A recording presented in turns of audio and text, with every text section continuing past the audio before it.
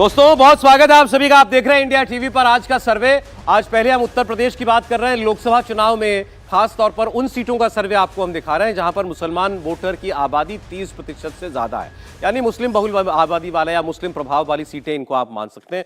तो यूपी की ऐसी चुनिंदा 14 सीटों की बात आपके सामने करेंगे और इनमें केवल एक सीट को आप छोड़ दीजिए आजमगढ़, तो बाकी सीटों पर बीजेपी की स्थिति अच्छी है। आजमगढ़ की हमने अलग से बात की, ये सीट हमारे हिसाब से बीजेपी नहीं जीत पा रही है फिलहाल। इसके बाद हमने आपके साथ बात की थी रामपुर की सीट की, यानी आजम खान की सीट की। उसके बाद संभल की बात की जहां 40% मुसलमान वोटर है। अब मैं आपको लेकर के चल रहा हूं एक ऐसी सीट के ऊपर जो 2019 में समाजवादी पार्टी ने जीती थी। यह मुरादाबाद की सीट। एसटी हसन यहां से सांसद चुनकर के आए थे। 42% मुस्लिम वोट इस इलाके के अंदर मुसलमानों का है।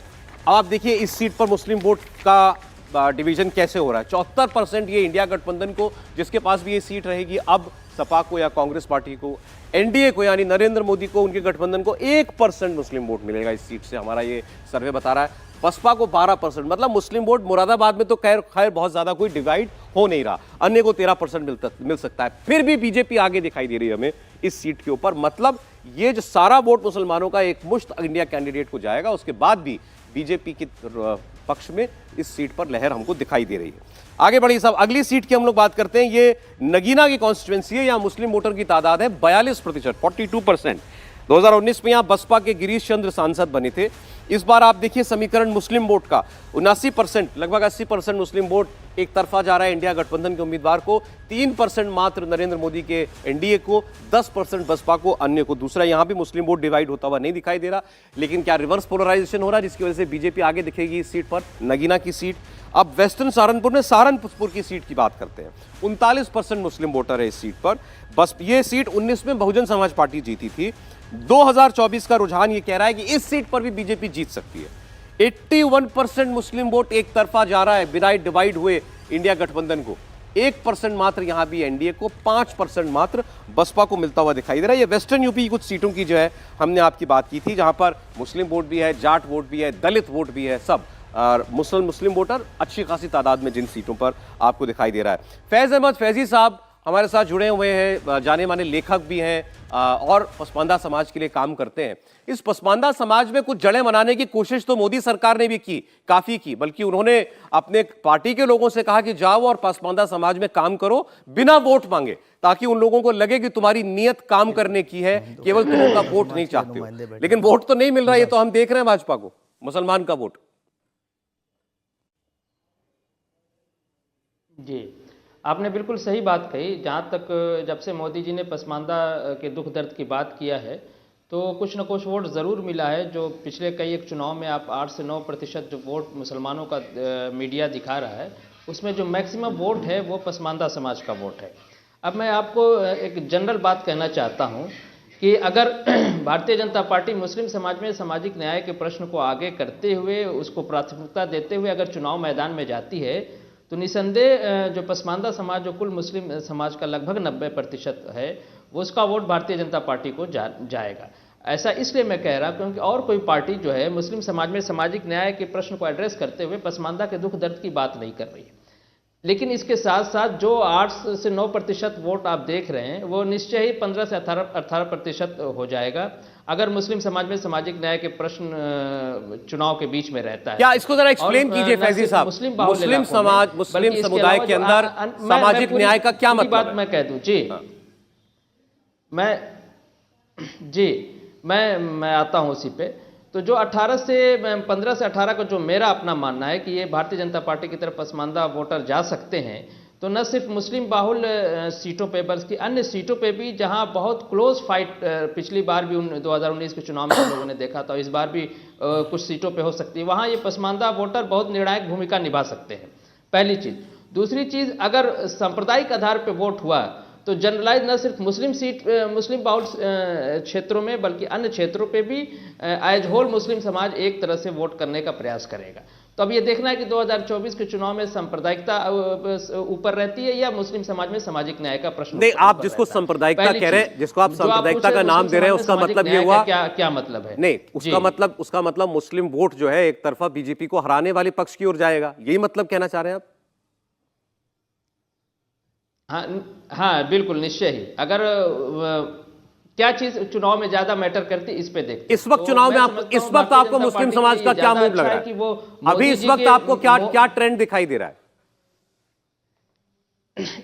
इस वक्त 50-50 लग रहा है। पसमानदा समाज में भी मैं चूंकि काम करता हूं तो मुझे 50-50 का मामला लग रहा है। अब वो डिपेंड करता है कि 2024 के चुनाव में किस तरह से रणनीति बन रही है और किसको एड्रेस किया जा रहा है। जहां तक मेरा मानना है कि अगर मोदी जी की विचारधारा के अनुसार काम किया जाए, सबका साथ सबका विकास और मुस्लिम समाज में सामाजिक न्याय को लगातार एड्रेस कर रहे हैं, मुस्लिम समाज में कुरीतियों पे जो है उन्होंने प्रहार किया, अगर उसको प्राथमिकता मिलती है तो निश्चय ही स्थिति भाजपा के फेवर में पॉजिटिव हो सकती है। ठीक है, फैजी साहब का अपना एक पर्सपेक्टिव ऐसे समझने वाली बात है, बार बार कह रहे हैं मुस्लिम समुदाय के अंदर सामाजिक न्याय, अगर इसको मुद्दा बनाती है भारतीय जनता पार्टी कि हम सामाजिक न्याय देंगे मुसलमानों को भी, कम्युनिटी के अंदर मुसलमानों में भी कास्ट सिस्टम जो है वो चला आ रहा है। इसको मैं समझाने की कोशिश करता हूं फैजी साहब को। 90% मुसलमान है, देशज मुसलमान है, पसमानदा समाज से वो बिल्कुल भारतीय जनता पार्टी की तरफ। भारतीय जनता पार्टी के अंदर जो एक मुस्लिम लीडरशिप है, भाजपा अल्पसंख्यक मोर्चा के राष्ट्रीय अध्यक्ष, भाजपा के 2 राष्ट्रीय उपाध्यक्ष, 2 MLC उत्तर प्रदेश से और 1 सांसद, इसके अलावा एक अल्पसंख्यक आयोग के चेयरमैन, एक उर्दू एकेडमी के चेयरमैन, एक मदरसा बोर्ड के चेयरमैन और 80% पदाधिकारी आज भारतीय जनता पार्टी के अंदर पसमानदा समाज से हैं। मैं अगर सबके नाम ले सकता हूं, लेकिन आज सबसे ज्यादा लीडरशिप नहीं है, ये गलत बात है। 80% नहीं है जी। नहीं, मैं आपको बता देता हूं कि भारतीय जनता पार्टी के पास 4 क्षेत्र अध्यक्ष हैं, जिनमें 3 पसमानदा समाज से आते हैं। इसके अलावा मंत्री पसमानदा समाज से हैं, MLC दोनों। एक बार जरा क्लियर कर दीजिए, हो सकता है बहुत से व्यूअर को ना समझ में आ रहा हो पसमानदा का क्या मतलब। पसमानदा मतलब पिछड़ा मुसलमान, जो पिछड़ा मुसलमान है, गरीब है, जो छूट गया है, जो योजनाओं में कहीं नहीं आ पाया था, आज जिसको वो कह रहे हैं मुसलमानों की तादाद का 90%। बिल्कुल सौरभ भाई, इसमें एक चीज और जोड़ लीजिएगा। इसमें ये जोड़िएगा कि पसमानदा मुसलमान वो मुसलमान है जिसका मजहबी और सियासी दोनों शोषण हुए हैं जिसके, और मोदी जी ने अभी उनको जो हौसला दिया है, जो हिम्मत दी है, मैं नाम लेकर के बात करूंगा क्योंकि गुलाम अली खटाना साहब जम्मू कश्मीर से आते हैं, पसमानदा समाज से, बल्कि वो तो और पसमानदा से हैं, मुस्लिम गुजर हैं, वो राज्यसभा सांसद हैं, और अभी तारिक मंसूरी साहब MLC थे और उससे पहले भी हैं वो। हाँ, और अशफाक साहब सैफी हैं, वो माइनॉरिटी कमीशन के चेयरमैन, दानिश आजाद अंसारी हैं, वो मंत्री हैं। मैं समझता हूं कि पसमानदा मुसलमानों को हौसला दिया है मोदी जी ने, और मजहबी शोषण जो है मुसलमानों का, आप वो देख लीजिएगा, मरकज से शुरू हो जाइएगा, आप दरगाहों से शुरू हो जाइएगा, आप सब जगह उनका शोषण किया गया है। कौन करता है शोषण? और ये कौन कर रहा है? जो हमारे अशरफ हैं, जो हमारे आला लोग हैं, जो हमारे अपने आप को अफजल कहने वाले लोग हैं, वो हमेशा शोषण करते रहे।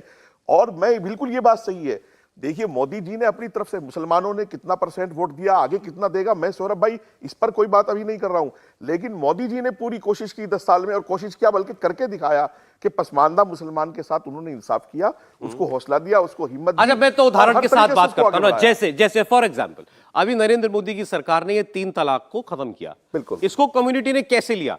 क्या कम्युनिटी ने ये इस तरीके से देखा जो हमको all India Muslim personal law board ने बताया कि भाई ये सरकार का काम नहीं है कि आप हमारे शरई मामलों के अंदर दखल दें, ये एक पॉइंट ऑफ व्यू है, लेकिन समाज के अंदर से क्या आवाज आई, ठीक किया कि गलत किया? मैं बता रहा हूं सौरभ भाई, इसमें जो दुकानदार थे, वो मुस्लिम पर्सनल लॉ बोर्ड वाले हो, जमीयत वाले हो, फला हो, तो वो तो उन्होंने शोर मचाया कि शरीयत पर हमला हो गया। लेकिन मोदी जी ने यह फैसला करके हमारी माँ बहनों को, हमारी औरतों को इज्जत और सम्मान देकर के उनको एक साहस दिया, एक हिम्मत दी कि वो आज उनको पता है कि ट्रिपल, अगर हमें 3 तलाक दी जाएंगी, हमें 100 तलाक दी जाएंगी, जैसा कि एक रिवाज है कि तुझे तलाक दे दिया, भगा दिया, फला कर दिया, अगर दी जाएंगी तो उनको पता है कि ये क्रिमिनल है, ये आदमी इसके खिलाफ कार्रवाई करेंगे। मुस्लिम महिलाएं इसको स्वागत कर रही हैं, पसंद करती हैं, बिल्कुल कर रही हैं, ये कानून बनाया गया, बिल्कुल कर रही हैं, और इसके लिए महिलाओं ने बाकायदा शुक्रिया अदा किए हैं, यानी बैठकें कर करके सोशल मीडिया पर हर तरह हमने देखा। फैजी साहब, फिर ये सच्चाई है क्या? मुसलमान महिलाओं ने, बहनों ने, माताओं ने मोदी सरकार के इस निर्णय को क्या अच्छे तरीके से लिया है?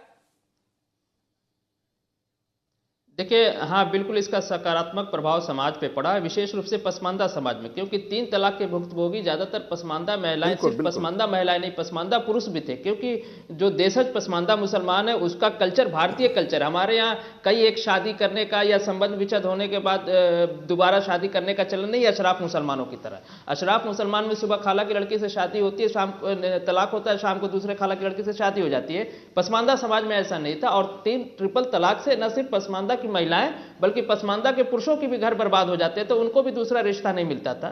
तो पसमानदा समाज में इसका बहुत ही सकारात्मक संदेश गया है, और न सिर्फ ट्रिपल तलाक बल्कि अब समाज के अंदर, पसमानदा समाज के अंदर यह भी आशा उत्पन्न हो गई है कि जो मुस्लिम समाज में जो अन्य कुरीतियां जिस पे लगातार पसमानदा कार्यकर्ता काम कर रहे हैं उस पे भी सरकार एड्रेस करेगी, और उस पे भी एक अब जैसे यहाँ मुफ्ती साहब बैठे हैं हमारे साथ, जम्मू काश्मीर साहब, ये उत्तराखंड से आ रहे हैं। उत्तराखंड के अंदर तो यूनिफॉर्म सिविल कोड लागू हो गया, बिल पास हो चुका है, लेकिन आप जाइए बात कीजिए, क्योंकि हमने तो, हमारे वहां सहयोगी हैं तो उन्होंने सब बात की मुस्लिम एरियाज में जाकर के, ज्यादातर लोगों को ने एक डर दिखाया कि ये कहीं हमारे खिलाफ तो नहीं आ रहा है।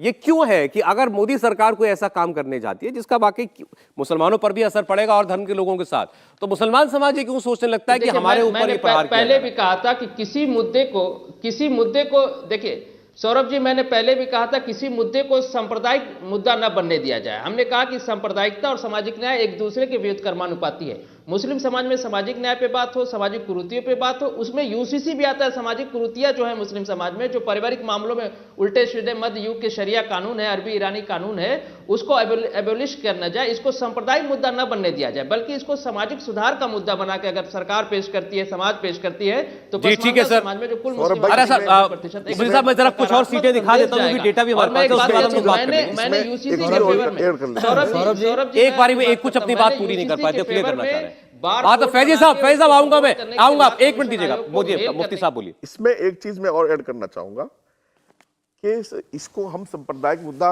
ये कहेंगे कि सरकार या मोदी जी या किसी पॉलिटिकल पार्टी बनाती है, वो अलग चीज है, लेकिन मुसलमान इसको क्यों अपने सर पर लेता है, कि वो इसको क्यों और ज्यादा सांप्रदायिक बनाने की कोशिश करता है, वो क्यों और नफरत की तरफ ले जाएगा। भाई हर कोई योजना में, इतनी योजनाएं हैं कि उनका नाम लूंगा तो वक्त जाएगा, हर योजना का लाभ उठाता है, लेकिन जब चुनाव का वक्त आएगा तो फिर वो मजहबी मामलात में क्यों आता है। वहां भी मुसलमान को पॉलिटिकल ही रहना चाहिए, सियासी रहना चाहिए, और जिस तरह लाभ लिया है इसी तरह लाभ देना भी चाहिए। अच्छी बात है, हम लोग आज यहाँ खुल करके बात कर रहे हैं। देखिए एक सर मैं आ रहा हूँ, क्या ये सच्चाई है, क्योंकि ऐसा परसेप्शन बाहर है कि एक मुसलमान वोटर जो है किसी भी चुनाव में भी जाने से पहले वो सुनता है कि हमारा मौलवी साहब क्या कह रहा है, हमको क्या बताया जा रहा है, जिसको आपने कहा वो मजहबी इन्फ्लुएंस में ना है, क्या वो मुसलमान उस वक्त मजहबी इन्फ्लुएंस में आकर के वोट करता है? देखिए, मौलवियों का तो इसमें अमल दखल नहीं रहा कभी भी। मौलवियों की औकात तो मुझे अच्छे से मालूम रही है कि जब उन्होंने खुद भी चुनाव लड़े हैं, मैं नाम नहीं लूंगा, तो उनको जमानतें नहीं बची हैं, और किसी पॉलिटिकल पार्टी ने अगर उनको लोकसभा में या एमएलए में लाए तो वो गए हैं। इसमें एक मुस्लिम लीडरशिप है, सियासी मुस्लिम लीडरशिप। वो देखिए, वो बोल रहे हैं भाई साहब, फतवे जारी होते हैं, क्या करना है? बिल्कुल सच्चाई है, वो सच बोल रहे हैं, कोई झूठ नहीं बोल रहे हैं वो, लेकिन उनकी पॉलिटिकली कोई औकात नहीं है, पॉलिटिकली कोई औकात नहीं है। मुस्लिम अपना नेता, जो मुस्लिम लीडरशिप है, जैसा कि आजकल यूपी में समाजवादी की तरफ है, वो आप जान रहे हैं, तो मुस्लिम लीडरशिप जो है वो बैठी टोटल समाजवादी में, तो मुसलमान करेगा क्या? मैं फिर क्लियर करना चाह रहा हूं सर, पॉलिटिकल लीडरशिप की बात नहीं कर रहा मैं पॉलिटिकल लीडरशिप की बात नहीं कर रहा हूं, मैं कह रहा हूं मजहबी जो लीडर्स हैं, क्या वो डिक्टेट करते हैं कि तुम्हारा वोट किसको जाए या इस इलाके में मुस्लिम वोट किसको मिले? लोग अपनी राय हमेशा देते हैं सौरभ भाई, और हमेशा मोदी जी को हराने की बातें भी हुई हैं, और इशारों में कुछ ने नाम लेकर समाजवादी, कांग्रेस, बसपा के लिए काम भी किया, बिल्कुल खुली बात है। फैजी साहब आप कंप्लीट करिए, बोलिए ऐसा होता है क्या?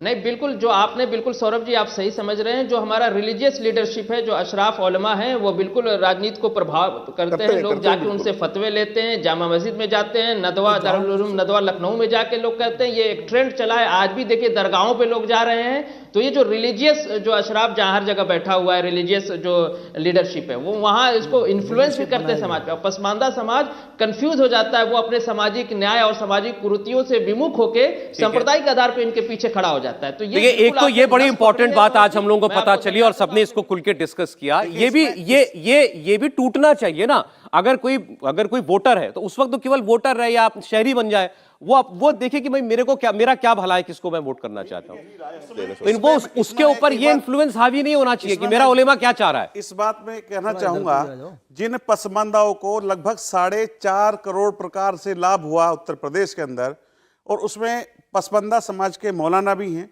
और मैं कहता हूं कई जिलों के मौलाना ऐसे हैं जो शहर काजी हैं या जो शहर के सबसे बड़े मौलाना हैं, सबसे ज्यादा बयान देते हैं, वो पसमानदा समाज से हैं।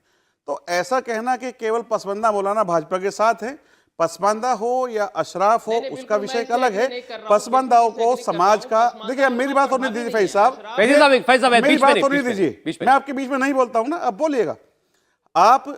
हमारे यहाँ कारी शफीकुर रहमान है, आप नेट पर देख लीजिएगा, वो सैफी हैं, सबसे ज्यादा बयानबाजी अगर मोदी के खिलाफ कोई करते हैं, मैंने कई बार उनके खिलाफ बोला है, वो करते हैं। तो मौलाना अशराफ है कि पसमानदा है, वो एक अलग विषय है, लेकिन पसमानदाओं को लाभ पहुंचा है, पसमानदाओं के लिए सरकार ने काम किया है, उनको खुददारी के मुझे साथ बिहार और आपको वोट देना चाहिए। पश्चिम बंगाल की मुस्लिम आबादी वाली सीटें भी दिखानी, मैं यूपी की सीटें जल्दी से क्लियर कर रहा हूं, उसके बाद हम लोग उस पर बात करेंगे, काफी डिस्कशन हमारा हुआ। अब मैं आपके सामने रख रहा हूं पश्चिमी उत्तर प्रदेश की एक और मुस्लिम बहुल सीट है, कैराना की सीट। ये सीट भी बीजेपी जीतती हुई हमको दिखाई दे रही है, और मुस्लिम वोट यहां बिल्कुल डिवाइड नहीं हो रहा। 84% तक इंडिया गठबंधन के उम्मीदवार को वोट जा सकता है, 2% केवल एनडीए को, 3% बसपा को। अगली सीट देखिए आप, ये भी पश्चिम उत्तर प्रदेश की बिजनौर की सीट है, 41% मुस्लिम वोट है यहां पर भी ये सर्वे हमें कह रहा है कि बीजेपी इस सीट पर आगे है, एनडीए मतलब ये सीट आरएलडी के खाते में है। बिजनौर की सीट पर भी एनडीए गठबंधन जीत हासिल कर सकता है, लेकिन मुसलमान का वोट उसको नहीं मिल रहा है। यहां भी 70% इंडिया गठबंधन को जाएगा, कांग्रेस या सपा को, और 13% बहुजन समाज पार्टी को। अमरोहा देखिए साहब, कुंवर दानिश अली यहां से अभी फिलहाल सांसद हैं, बसपा में है फिलहाल, तो अब आगे देखिए क्या होता है, चर्चाएं कि कांग्रेस में जाएंगे। 38% मुस्लिम वाली सीट है ये, 83% वोट यहां पर जो है वो बीजेपी के खिलाफ जाता हुआ हमको दिखाई दे रहा है, बसपा को 10% वोट। बरेली 35% मुस्लिम वोट वाली सीट है, बरेली का हाल देखिए, बरेली में जो मुस्लिम वोट का समीकरण है 77% एक तरफा, एनडीए को 4%। अभी बासित अली साहब आप बात कर रहे थे ना कि माहौल बदल गया है मुसलमानों को लेकर के, 4% से ऊपर वोट नहीं दिखा मुझे किसी भी सीट पर जो बीजेपी को या एनडीए के उम्मीदवार को मिलता है। जो मैं आपके आंकड़े देख रहा हूं, मैं आंकड़े के खुश हूं कि जो बसपा को 14% वोट मिल रहा है, जो अन्य को 5% वोट दिखा रहे हैं, ये वो वोट है जो किसी कीमत पर समाजवादी पार्टी को नहीं मिलने वाला है। अच्छा, और निश्चित रूप से भारतीय जनता पार्टी के साथ। शमूम कासमी साहब, आप कुछ कहना चाह रहे थे, बोलिए सर। मैं सौरभ जी ये कहना चाह रहा था, अभी जो बहुत अच्छी बहस निकल के आई, उत्तराखंड में यूसीसी आया, और अभी आपने देखा होगा कि गजवा हिंद की बात भी आई। जी जी, मैं आज गजवा हिंद की, हाँ, मैं आप कहा जाता है ऐसा कुछ। अभी 30 सेकंड मुझे दे दीजिए। मैं ये कहना चाहता हूं कि किस तरह से भ्रमित किया जाता है समाज को, और ख़ास तौर से पसमानदा समाज क्यों पीछे रह गया। जैसे अभी बासित साहब ने हवाला दिया कि वो उन लोगों का इस्तेमाल करते हैं, जो कमज़ोर लोग हैं उन्हीं से वो उनके कंधों पर रख के बंदूक छोड़ते हैं। जैसे यूसीसी के बारे में लोगों में एक भ्रम पैदा किया गया, और हमने उस भ्रम को पैदा नहीं होने दिया। आपके यहाँ वो रिपोर्ट चली जिसमें माननीय रजत जी ने भी हमारा हवाला दिया। तो मैं आपको कहना चाहता हूँ कि यूसीसी मुसलमानों के खिलाफ नहीं है, यूसीसी इस्लाम के खिलाफ नहीं है। यूसीसी उन कुप्रथाओं पर अंकुश लगाएगी जो मुस्लिम समाज के तथाकथित लोगों ने उन्हें राइज कर दिया था, और कमज़ोर समाज जो पसमानदा समाज है, जो बैकवर्ड मुसलमानों का समाज है, वही उससे प्रभावित हो रहा है। और हम क्योंकि जानते हैं, हम उस समाज से निकल करके आए हैं कि किस तरह से उन्हें प्रभावित किया जाता है। आज पसमानदा समाज के बच्चे जो मदरसों में पढ़ रहे हैं, इसीलिए हमने उन्हें एनसीईआरटी के पाठ्यक्रम से ला करके उन्हें आईएएस और आईपीएस बनाएंगे। हमारे मुख्यमंत्री पुष्कर सिंह धामी जी ने जब हमें दिशा निर्देश दिए तो हम उसी पर काम कर रहे हैं। अब आपको देखिए, बहुविवाह इस्लाम का अनिवार्य हिस्सा नहीं है। 3 तलाक सबसे ज़्यादा नापसंदीदा अल्लाह को, उस मालिक को अगर कोई है तो हलाल चीज़ों में वो तलाक थी। और ये तलाक तलाक कह करके जो समाज नहीं जानता था, पसमानदा समाज जो अनपढ़ है वो नहीं जानता तलाक क्या चीज़ है, उसे गुमराह किया गया, उनके घरों को कमज़ोर किया गया। और उसके बाद आगे देखिए, जैसे गजवे की बात आती है, गजवा वो उस अरबी में उस जंग को कहते हैं जिसे मोहम्मद साहब लीड कर रहे हैं। मोहम्मद साहब दुनिया में नहीं है। और दूसरी बात यह है कि 350 साल के बाद वो विद्वान आते हैं जिनका हवाला दिया गया है, और 350 साल के बाद उनका सीधा संवाद मोहम्मद साहब से हुआ ही नहीं। तो ये समाज के अंदर एक ऐसा ऐसी तकरीब पैदा करने के लिए जो लोग बात कर रहे हैं, ताकि देश के अंदर जो एकता का वातावरण बना है। मुफ्ती साहब मेरा सवाल ये है, अभी आपने यूसीसी की बात कर दी, मैंने बताया उत्तराखंड में तो लागू हो गया, आपके स्टेट में ऐसा क्यों है कि कोई बीजेपी की सरकार अगर कहती है कि हम यूनिफॉर्म सिविल कोड लाएंगे तो तुरंत मुसलमानों में ये मैसेज चला जाता है कि ये तो हमारे खिलाफ है? हाँ, मैं वही कहना चाह रहा हूं, ऐसा क्योंकि लोग जो हैं, अब जैसे हमने वहां डट के मुकाबला किया अपने स्टेट के अंदर, वहां मुसलमानों का कोई विरोध नहीं हुआ है। और क्यों नहीं हुआ? इसलिए कि हम मदरसों में जा जा करके, जो मदरसे हमारे मुसलमानों के शहरक कहलाती हैं, मस्जिदें कहलाती हैं, हमने जाके लोगों से पूछा कि ये बताओ कि तुम्हारे खिलाफ है, ये तुम 3 तलाक क्यों देते हो? और जो हलाला प्रथा ही नहीं थी, सिर्फ ये था हत्ता तनकिया ज़ौजन गैरा कहकर के जहां इन्होंने उन मुस्लिम महिलाओं को अपमानित किया, उसका सिर्फ इतना कंसेप्ट था कि अगर कोई अपनी पत्नी कोई छोड़ दे या वो तलाक ले ले और किसी और से विवाह कर ले, फिर से वो अपने पुराने पति के साथ चाहे तो लौट सकती है। यहां बाज़ाब्ता जो स्टिंग ऑपरेशन मीडिया की तरफ से आए, उससे कैसी कैसी दुकानें खोल दी गई थी जो इस्लाम के विरुद्ध थी, मोहम्मद साहब के तरीके के विरुद्ध थी। और मैं लास्ट में कहना चाहता हूं, देखो सौरभ जी, आपको बताऊं कि आज ये सरकार बड़ी पारदर्शिता के साथ काम कर रही है। मुसलमानों में ये बताने की जरूरत है कि आज तक मोदी जी ने कोई भी ऐसा स्टेटमेंट नहीं दिया जो मुसलमानों के खिलाफ हो, और मुसलमान सारी योजनाओं में शामिल हैं, सबका साथ, सबका विकास, सबका विश्वास, सबका प्रयास, बगैर किसी भेदभाव के। और हम जब जाकर के पूछते, जैसे मैंने पहले हवाला दिया था कि आज भी मैं आपको बता दूं कि अभी हल्द्वानी से हमारी मुस्लिम खवातीन का मेरे पास अभी मैसेज पड़ा हुआ, आपको दिखा भी दूंगा कि साहब आप आइए, आप आए हैं तो हम मुसलमानों से कहना चाहते हैं, कांग्रेस ने और अन्य पार्टियों ने तुम्हारे अंदर जो डर पैदा किया है, आपको भारतीय जनता पार्टी सबको साथ लेके चल रही है। आपने ऐसी तस्वीर पेश की कि मुसलमान और बीजेपी के बीच अगर दूरी है तो उसकी जिम्मेदार तो दूसरी पार्टियां हैं। दूसरी पार्टियां तो अपने लिए वोट मांगेंगे, बीजेपी के लिए वोट थोड़ी मांगेंगे। मेरा जो मूल सवाल था, मैं बजाज काश्मीर साहब के पास जा रहा हूं। एक सेकंड, बजाज काश्मीर, सवाल मेरा ये था, इस बीजेपी की सरकार, मोदी सरकार कोई भी काम अगर करती है और खासकर अगर उसमें कहीं से भी कोई रिलीजियस एस्पेक्ट हो, चाहे वो 3 तलाक की बात हो या यूसीसी की बात हो, देश का मुसलमान क्यों मानने लगता है कि हमारे ऊपर अटैक करने के लिए लाया जा रहा है? ऐसा क्यों है? देखिए सौरभ भाई, उसकी 2-3 बड़ी वजह है। जो देश के पुराने मुस्लिम संगठन हैं, जैसे all India Muslim personal law board है या जमीयत उलमा हिंद है या और भी पुराने संगठन हैं, उनके जो सरबराहान हैं वो पहले ही से इस बात की मीटिंग और तैयारी कर लेते हैं। जैसा यूसीसी के लिए बराबर वो मीटिंगें करते रहे और लोगों को बताते रहे कि यूसीसी आएगा तो आप यानी वोट के हक से महरूम हो जाओगे और आपको देश से निकाला दे दिया जाएगा, सी आएगा तो आपको जेल में डाल दिया जाएगा। यानी इस तरह का माहौल, हमारी जो अभी थोड़ी देर पहले बात हो रही थी कि जो हमारे मजहबी पेशवा हैं वो भी इसके कसूरवार हैं कि उन्होंने हमेशा सरकार के और मुसलमानों के दरमियान एक ऐसी दूरी पैदा कर दी जो मुसलमान सरकार से जिस तरह का लाभ होना चाहिए था इस तरह का नहीं हुआ। ये तो सरकार बहुत बड़े दिल की, मैं हमेशा कहता हूं कि मोदी जी ने वोट लिया नहीं लिया, दिया नहीं दिया, सब बातें एक तरफ रही, लेकिन कोई मौका नहीं रहा हर देशवासी तक योजना पहुंच जाए और उसमें मुसलमान भी है। और सौरभ भाई, मुझे कुछ बातों पर हमेशा ऑब्जेक्शन रहा। मैं ये कहता हूं कि मुसलमान भारतीय बनकर क्यों बात नहीं कर रहा है, मुसलमान हिंदुस्तानी बनकर क्यों बात नहीं कर रहा है? मुसलमान हमेशा कब तक ये कहता रहेगा मैं मुस्लिम हूं इसलिए मुझे नौकरी मिलनी चाहिए, मैं मुस्लिम हूं इसलिए मुझे निकाला गया है, मैं मुस्लिम हूं इसलिए मुझे पढ़ने नहीं दिया?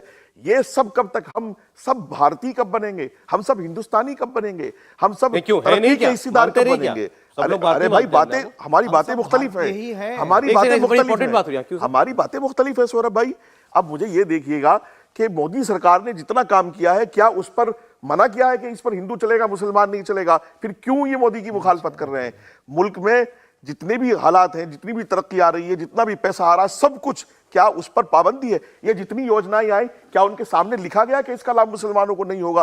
फिर क्यों मोदी की मुखालफत है? मोदी के साथ मुसलमान इंसाफ करे, इंसाफ जैसे योजनाओं का फायदा उठाया है, मैं कहता हूं ऐसे बढ़ चढ़ कर आज पसमानदा मुसलमान बोलने की स्थिति में है, वरना अशराफ के सामने मैं एक तस्वीर दिखाता हूं आपको। आज जरा मोदी जी की वो काशी विश्वनाथ वाली तस्वीर जरा चलाइए एक बार स्क्रीन पर। अच्छा, याद आ गया ये, आज ही नरेंद्र मोदी की ये फोटो वायरल हुई है, ये विजुअल ये देखिए।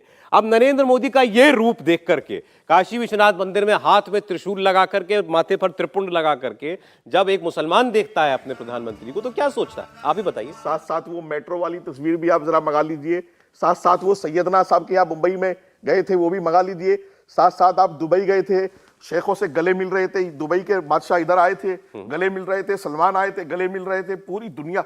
देखिए सौरभ भाई, नरेंद्र मोदी एक अपने आप को कट्टर हिंदुत्ववादी और देशभक्त मानते हैं, नेशनलिस्ट और हिंदू बोलते हैं अपने आप। देखिए मैं उससे कोई प्रॉब्लम नहीं है, वो इस रूप से कोई दिक्कत है क्या मुसलमानों को? मैं यही तो कह रहा हूं, हमें उनके पक्का कट्टर हिंदू होने से तकलीफ नहीं, हमें सुकून मिलना चाहिए। कहां हिंदुओं को बताया गया है कि वो मुसलमानों से नफरत करें? क्यों हमारे मन से ये बात नहीं निकल रही है कि कट्टर हिंदू हमारे खिलाफ है? ये पक्का, मैं कहता हूं जब तक हिंदू कट्टर नहीं होगा, जब तक वो अपने पक्के रास्ते पर नहीं चलेगा, भाईचारा उसके अंदर पैदा नहीं होगा। कहां हिंदू धर्म ने, कहां सनातन धर्म ने जो है ये सिखाया है कि किसी से नफरत करो? कट्टर हिंदू होना भी इंसान के लिए जरूरी है। मुसलमान हो, हिंदू हो, सिख हो, सब अपने मजहब पर चले, हमें एक दूसरे के खिलाफ एक बार इसमें समीर जी का एक कमेंट, फिर मैं आगे आपको दिखा रहा हूं बिहार की सीटों, बिहार की सीटों पे आ जाएगा समीर जी।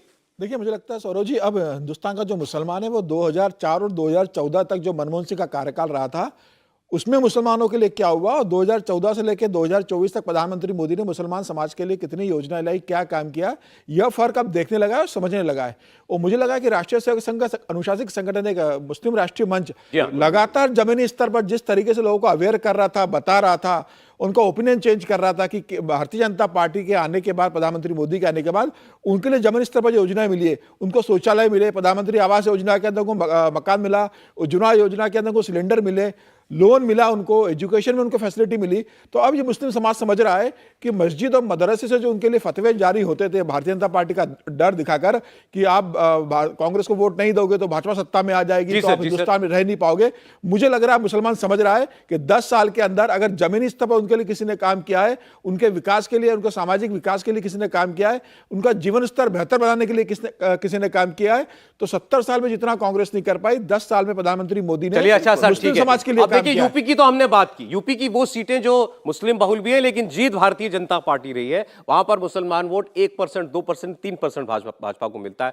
डिवीजन किसी किसी सीट पर दिखाई दे रहा है सपा और बसपा के बीच, जहां पर बसपा का मजबूत उम्मीदवार होगा या बसपा का जहां पर बेस है वहां पर तो वोट थोड़ा बहुत डिवाइड होगा, 20-25%। इससे ज्यादा वोट कहीं पर भी किसी भी सीट पर हमें डिवाइड होता हुआ नहीं दिखा मुस्लिम वोट यूपी में। अब जरा बिहार की तस्वीर आप देख लीजिए, बिहार में भी जो मुस्लिम बहुल सीटें उनकी बात हम करेंगे। जैसे किशनगंज की सीट है, यह सीट कांग्रेस पार्टी के पास थी 2019 के चुनाव में, 65% मुस्लिम वोट है यहां पर, 65% हिंदू वोट जो माइनॉरिटी में है यहां पर।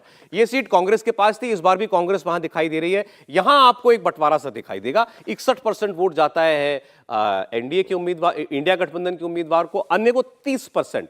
इसमें छोटे दल भी होंगे, ओवैसी साहब की पार्टी भी इसके अंदर होगी, निर्दलीय भी इसके अंदर होंगे। एनडीए को लेकिन किशनगंज के अंदर 9% मुस्लिम वोट मिल रहा है। ये अभी सब जब से मैंने सर्वे दिखाना शुरू किया बहुत सारी सीटों में पहली बार 9% वोट देख रहा हूं मैं, वो भी बिहार की एक सीट पर। तो बिहार में जैसा मुसलमान सोचता है और यूपी में या देश के बाकी हिस्सों में कुछ फर्क दिखता है आपको वासित अलीजा क्या? विश्वास करो तुम मोदी पर, वह नबी के निर्माता है, ऐसे नेता इस मातृभूमि पर बस एक बार ही आता है।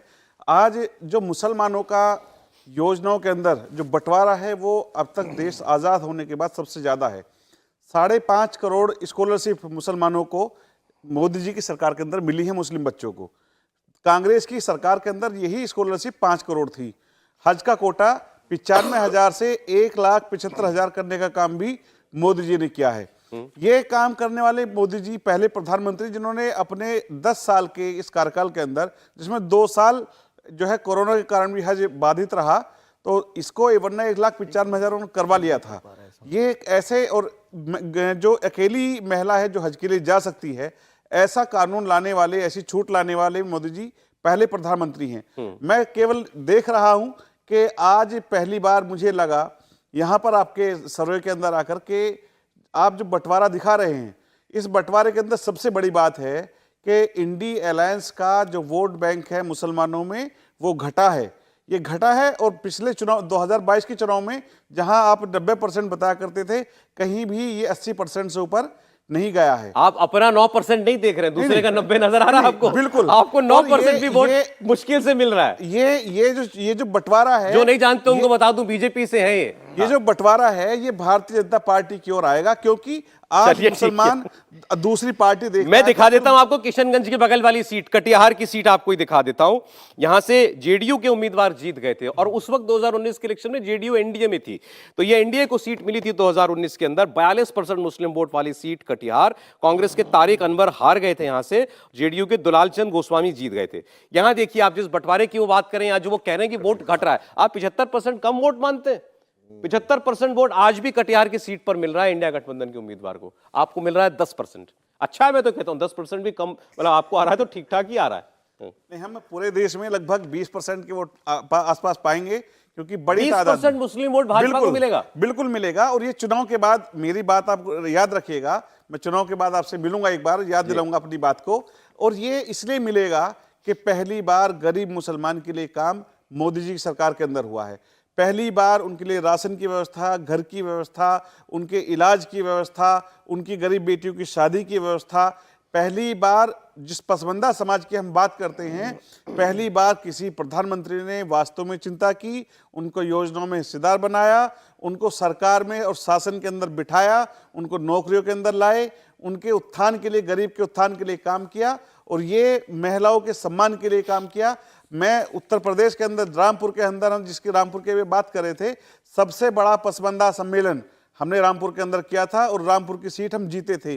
52% मुसलमान होने के बाद भी हम रामपुर जीत गए थे। चलिए ठीक है। इसके बाद लगातार समाज साथ आ अब रहा जरा है। अररिया की सीट भी देख लीजिए। अररिया में 39% मुस्लिम वोटर है। 2019 में यहाँ हिंदू वोट का कंसोलिडेशन हो गया था, इस वजह से बीजेपी का उम्मीदवार यहाँ जीत गया था। प्रदीप सिंह ने आरजेडी के सरफराज आलम को हराया था अररिया पर। इसे लेकिन एक बात हमने इसमें चर्चा में आई है कि क्या मुस्लिम वोटर जो है वो ये देख करके वोट करता है कि भाजपा के उम्मीदवार को कौन हरा सकता है? मुफ्ती साहब ने शोर इशारा किया था कि बात में हकीकत है, सच्चाई है ना? बिल्कुल मैंने इशारा किया, बल्कि मैं इसकी तफसीलात भी आपको दे सकता हूं।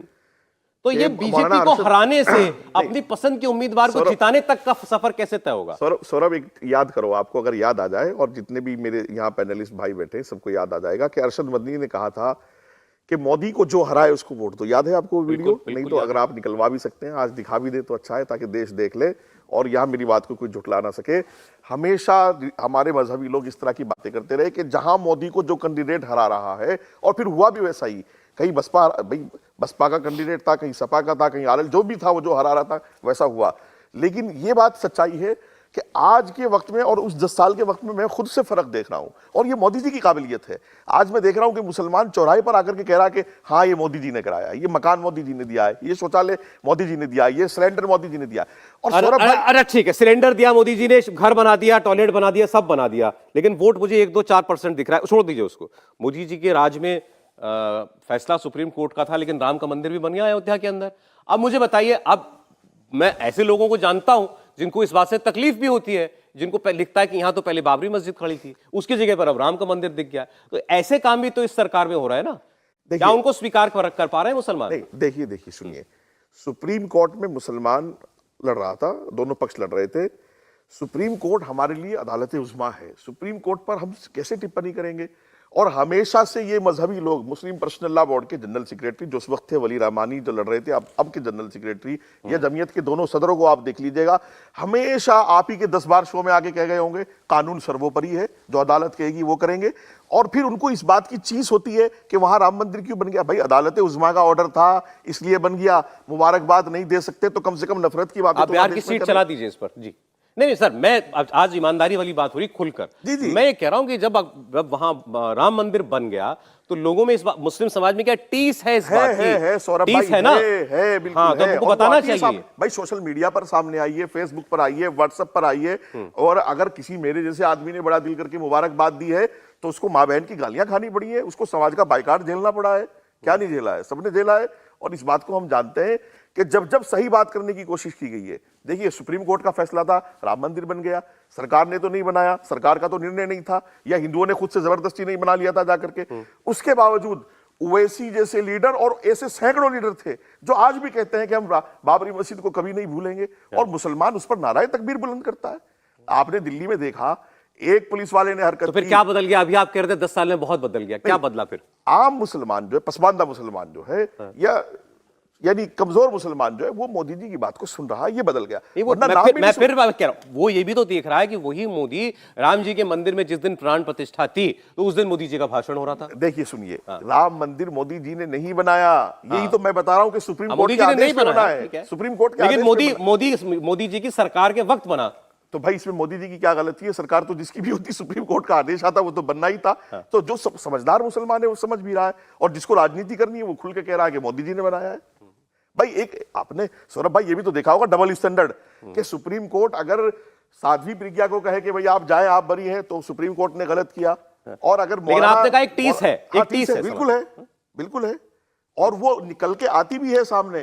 वो जब मौका होगा निकल के आएगी। अब ये और तो आती मुझे रहती मैंने है। उनसे पूछा था, ये बासित अली साहब की, या आपने इन्होंने बीजेपी जब ज्वाइन करी तो आप जब ये जाते हैं वोट मांगने बीजेपी के लिए तो क्या होता है? मुझे पता है, क्योंकि इसलिए कह रहा हूं, इनका तो परिवार बसपा से है, बसपा ही थे, तो आपने बीजेपी ज्वाइन कर ली तो क्या हुआ उस वक्त? जब मैंने भारतीय जनता पार्टी ज्वाइन की तो बसपा में थे, 2 महीने मुझे घर से बाहर रहना पड़ा, पिताजी नाराज हुए, लेकिन आज वो मेरे साथ हैं, वो पूरा परिवार साथ है। लेकिन ये आप क्यों आए बीजेपी में, क्यों आए थे? देखिए, जब मैं राजनीति में आना चाहा तो मुझे लगा कांग्रेस में आना चाहिए मुसलमान को। उस वक्त कांग्रेस की सरकार थी, लेकिन जब मैंने अखबारों में पढ़ा, माहौल को देखा, तो कांग्रेस के रोज कोई ना कोई घोटाले सामने आया करते थे। फिर सपा को देखा, सपा के लोग लगातार उत्तर प्रदेश में सरकार थी सपा की, तो वो गुंडागर्दी, और फिर मैंने सब देखने के बाद, मुझे अटल जी को सुनने के बाद, देखने के बाद मुझे लगा कि भारतीय जनता पार्टी सबसे अच्छी पार्टी है, मुझे इसमें आना चाहिए। मैं अपने लीडरशिप के पास गया, मैंने उनसे इच्छा जताई कि मैं भारतीय जनता पार्टी में आना चाहता हूं। तो लक्ष्मीकांत वाजपेयी जी और राजेंद्र अग्रवाल जी सांसद मेरठ से थे, उन्होंने मेरी पार्टी में ज्वाइनिंग कराई। उसके बाद लगातार मेरा विरोध हुआ, परिवार से हुआ, क्योंकि मैंने उनको विश्वास में नहीं ले पाया। लेकिन जब मैंने काम किया, फिर मेरे साथ आए, और आज उत्तर प्रदेश के अध्यक्ष के रूप में अपने परिवार की सोच बदल पाएंगे? बिल्कुल बिल्कुल मैं एक चीज बदली है, सौरभ भाई, बिल्कुल एक बदली चीज है। वाज़ेह करूंगा। चलिए सर, ब्रेक ले लूं मैं। हाँ। एक सेकंड, बस 30 सेकंड में। मुफ्ती शमून साहब कासमी, बासित भाई, मैं, ये ऐसे तीनों पुराने लोग हैं कि जो सत्ता में आने से बहुत पहले से बीजेपी की विचारधारा के साथ, ये बीजेपी लीडर के साथ, लीडरशिप के साथ मिले रहे। हम लोग वो नहीं कि जो सत्ता के साथ आए बेकर के, जैसा आजकल बहुत लोग आ गए हैं, वैसा नहीं है। तो बासित भाई हो, मुफ्ती साहब हो, बड़ा मुजाहिदा किया है, बहुत मेहनतें की हैं, और हमेशा समाज को समझाने की कोशिश कर रहे हैं लगातार। चलिए।